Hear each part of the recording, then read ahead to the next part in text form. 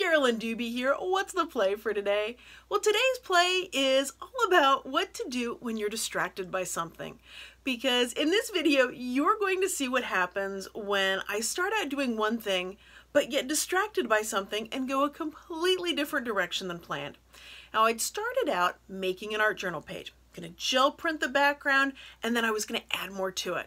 But I never got past the background, because my cleanup papers distracted me so completely and were such fun that I ditched my art journal. It now has that background ready to go, but I didn't do that.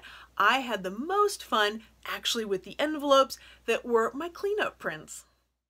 So here's what I thought I was doing today. I thought I was going to make an art journal page. So I've got my art journal open. I've got a 5x7 gel plate there. This one's by Gel Press, and I really like the squish factor that they have.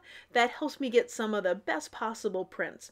Now, another thing that's very handy about doing this when using a gel plate is there's kind of a suction that happens between stencils or masks and the plate. So that's what held those flower masks right on there. Now, these flower masks were designed by Ray Missigman for over at StencilGirl Products, and I'll have links to everything that I'm using in the video over there so you can find them over on the blog at acolorfuljourney.com. I'm cleaning off the plate there to get it ready for the next round with whatever paper I can find nearby. That happened to be a piece of book text. I'm a big believer in that the best supply to use is the one that is within arm's reach.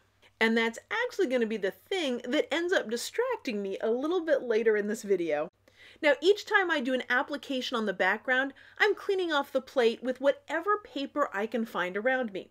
Now, that's going to be an issue for me soon because I don't have that many pieces of paper out and about here. So rather than actually going and trying to find paper, I'm going to use whatever I do have, and that is some blank envelopes that were out. Now, part of me thought, wow, I could make matching cards and envelopes, except I didn't have any cards nearby, so I'm just going to roll with it and go with the envelopes that I have. So I finished filling in the entire background on this spread, and my intention was to actually finish or work on more layers on this art journal page. But as it turns out, I became distracted by the envelopes right about the time that I finished up the background. Now, all of those stencils, they have paint all over them. So one of my favorite ways to clean them off somewhat is to actually use the paint. It's a win-win. Then none of the paint gets wasted, I've got more pattern and fun, and I have less that I need to worry about cleaning up, because I don't really like to clean my stencils. I actually don't do it very often at all. Partially because I have more fun playing than I do cleaning, so that's a big part of why I don't clean as much.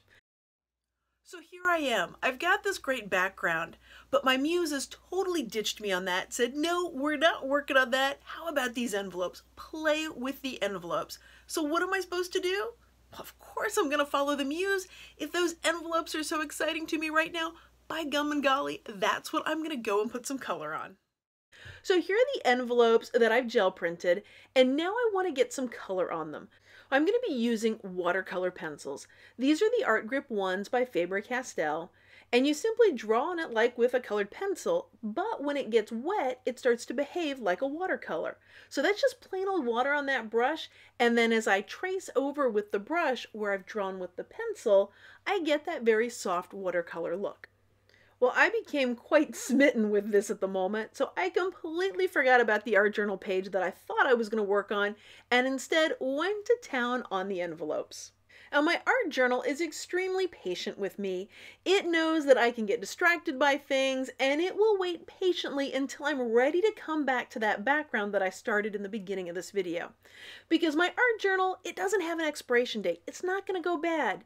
It's not like that half dozen of leftover eggs that I found in the back of the fridge long after Easter and realized, yeah, maybe that's not something we should use to make dinner with. Well, thanks so much for joining me for today's play. If you've been enjoying this video, give it that thumbs up. And if you'd like to see more of my videos, hit the subscribe button. That way you'll know as soon as I have a new video out. And of course, check out my blog over at acolorfuljourney.com, where I've got a newsletter with free goodies as well as a free workshop. Thanks so much for letting me be a part of your colorful journey.